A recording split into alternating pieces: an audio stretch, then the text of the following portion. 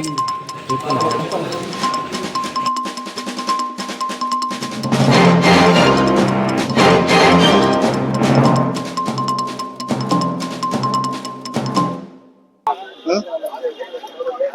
काल पूल कोसळलेला, काल पूल कोसळला, काय सांगाल? आज आम्ही मुजीबभाई मित्र मंडळाच्या वतीने जिल्हाधिकारी कार्यालय येथे या ठिकाणी निवेदन दिलेलं आहे.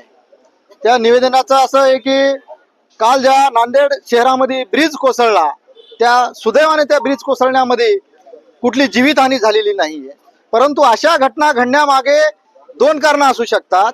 एक कारण म्हणजे भ्रष्टाचार आणि दुसरं कारण म्हणजे या देशातील राज्यातील शैक्षणिक पात्रता ढासळणे आणि भ्रष्टाचार घडणे. शैक्षणिक पात्रता ढासळल्याच्या नंतर ज्या ठिकाणी विद्यार्थी पुढे शिकून डॉक्टर, इंजिनियर, वकील असे हे होतात, त्यांच्या हातून ज्यावेळेस हे पुढे जाऊन ब्रिज सारख्या ज्यावेळेस आपण वास्तू घडवतात, त्या वास्तू हे 100% या ठिकाणी कोसळत असतात. आणि दुसरा मुद्दा असा आहे की भ्रष्टाचार. या ठिकाणी भ्रष्टाचार मोठ्या प्रमाणामध्ये बोकाळलेला आहे. कुठलंही काम टक्केवारीशिवाय होत नाही आणि ह्या सरकारला हेच हवं आहे. कालच मुख्यमंत्री साहेबांनी म्हटलेलं आहे की मी महाराष्ट्राचा अपमान सहन करणार नाही. मी स्वतः शिवा खाऊ शकतो किंवा कोणी काही म्हणलेलं सहन करू शकतो, पण महाराष्ट्राचा अपमान सहन करणार नाही. परंतु ज्यावेळेस या महाराष्ट्रामध्ये अशा ब्रिज सारख्या कोसळून घटना घडतात तर हा महाराष्ट्राचा अपमान नव्हे का? एवढंच मी मुजीबभाई मित्र मंडळाच्या वतीने या महाराष्ट्र सरकारला प्रश्न विचारतो आणि थांबतो. ओके. जो विष्णुपुरी भागाचा जो ब्रिज आहे, त्या ब्रिजची एक भिंत कोसळलेली आहे आणि KTIL कंपनीचं असं म्हणणं आहे की ते भूकंपानं पडलेली आहे. तर ते साफ खोटं आहे. कारण भूकंपानं जर पडली असती तर अनेक ब्रिज शहरामध्ये आहेत, त्या भिंतीलाही तडा गेला असता. शिवाजीनगरचा ब्रिज सुद्धा तडा गेला नाही. अनेक ब्रिज, मला तर वाटतं की सर्व जे काही घोळ आहे ते स्थानिक जे काही अधिकारी आहेत आणि अभियंता आहे याची सखून चौकशी झाली पाहिजे आणि चौकशी अंती त्यांच्यावर गुन्हे दाखल झाले पाहिजे.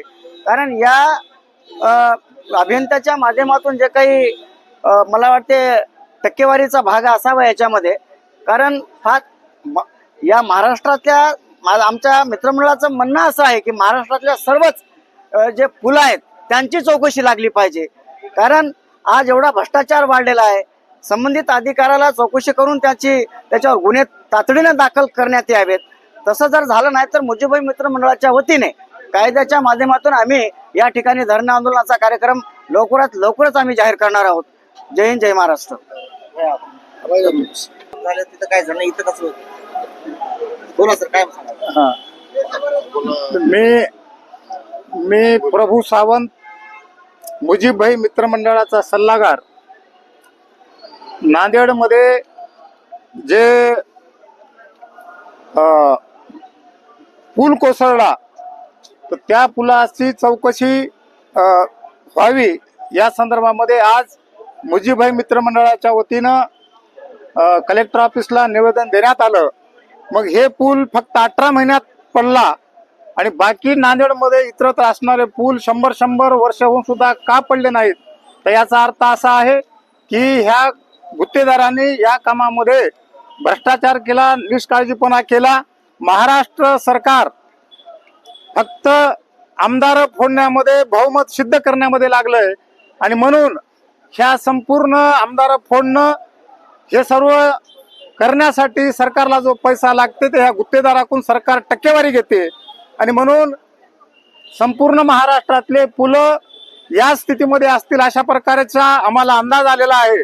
म्हणून ह्या भ्रष्टाचारी सरकारने या गुत्तेदारांकडून जर टक्केवारी घेतली नसती तर अशा प्रकारचे भ्रष्टाचार झाले नसते. म्हणून या पूल पडण्यामध्ये भ्रष्टाचार झाला आहे. म्हणून या जी कंपनी आहे त्या कंपनीचा इंजिनियर, तिथला कॉन्ट्रॅक्टर आणि देखरेख अधिकारी यांच्यावर गुन्हे दाखल करावेत. याच्यामध्ये 2 मुलं सुद्धा जखमी झालेले आहेत. 2 मुली याच्यामध्ये जखमी झालेल्या आहेत. म्हणून एकंदरीत या पुलामध्ये भ्रष्टाचार झाला. केवळ 18 महिन्यामध्ये हा पूल कोसळलेला आहे आणि नांदेड मधले बाकी सगळे पूल 100 वर्ष होऊन सुद्धा पडले नाहीत. याला महाराष्ट्र सरकार जबाबदार आहे. कारणीभूत भ्रष्टाचार आहे. म्हणून या कंपनीला काळ्या यादीत टाकण्यात यावे. पुढील कुठलंही महाराष्ट्रातलं पूर्ण महाराष्ट्रात त्याला पुन्हा कॉन्ट्रॅक्ट भेटणार नाही अशा प्रकारे सरकारने लक्ष द्यावं आणि त्यांच्यावर कठोर कारवाई करावी. हे जर नाही झालं तर मुजीबभाई मित्र मंडळाच्या वतीनं पुन्हा सुद्धा सतत याच्यावर तीव्र आंदोलन छेडण्यात येईल. या घटनेचा मी जाहीर निषेध करतो. मुजीबभाई मित्र मंडळाच्या वतीनं थांबतो.